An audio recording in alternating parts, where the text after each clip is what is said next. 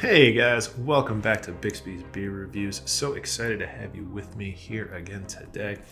We've got a new brewery here on the BBR, one we haven't checked out before, one I've actually never had before, out of Warwick, New York. This is Drowned Lands, and this is their Gather House Belgian Witbier. Now, if you think of Belgian Witbier, you're probably thinking of Blue Moon or possibly Hoegaarden. Those are the two most well-known examples, but especially with Blue Moon, it doesn't really capture the full potential of this style. I think it's a style that's a little bit slept on, and one that I've really wanted to check out here with you guys, just because I think it has so much potential and so much fun use you can get out of it.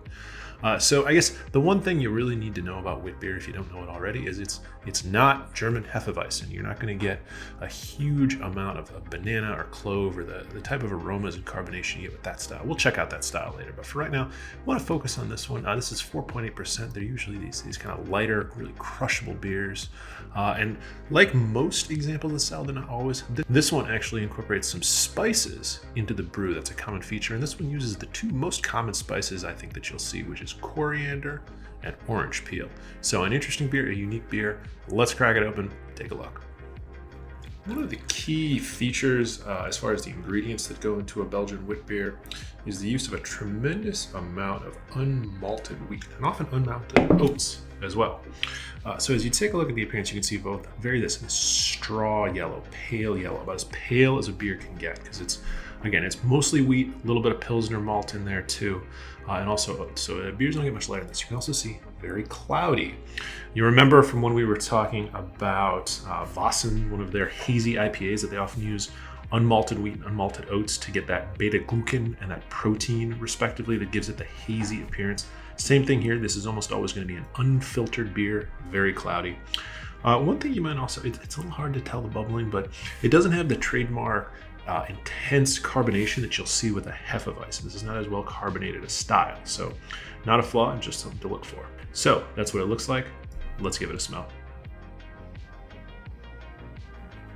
So this aroma delivers on the spices that we noted were used in the brew, and it does it in a very particular and very interesting way.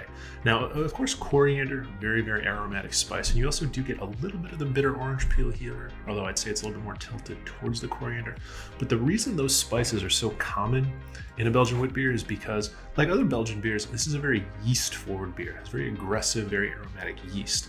And that yeast is especially prone to the production of what are called phenolics. Phenolic compounds, all you really need to know is they often have a peppery, kind of spicy aroma. And so this beer incorporates spice in the way that I think it's often best that a spice or a fruit or any other sort of adjunct ingredient can be incorporated into a beer. And that's in a way that plays off of, either by contrast or complement to, the characteristics of the base beer ingredients itself. So that's the reason why they use those spices, and it's to a wonderful and very distinctive effect here. So let's give it a taste.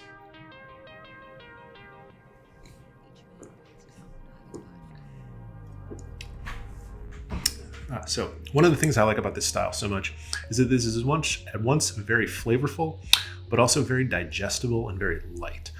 It delivers that more coriander forward note. Some of these you'll get a little bit more citrus, or a little bit even more fruit, even sometimes occasionally even a slightly sour note to it. This one's all about the coriander spice, which is a flavor I really like.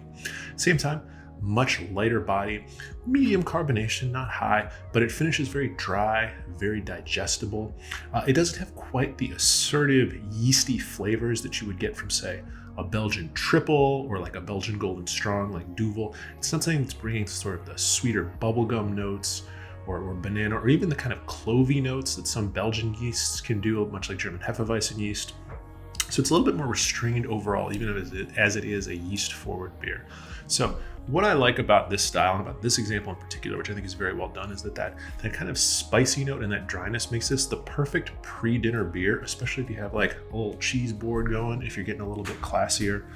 It's the kind of beer that complements lighter, more subtle flavors, especially savory flavors, very well. You're not going to have this with a big meal necessarily, but it does have that really nice complement with appetizer type flavors. It's something I like about it. But overall, a very, very delicious beer. Again, a kind of slept on style, something that I really think you should check out if you're looking for a lighter beer. It's a great summer beer. They almost always come in at under 5%, so it's great for a hot day or a day where you're taking it a little bit easier. So thanks for joining me to check out this beer. Drowned Lands, spectacular work. Can't wait to check out more beers from these guys because this is very, very well done. And I can't wait to see you again as we check out some more beers. So as always, be sure to like, share, and subscribe, and I look forward to seeing you next time on the BBR.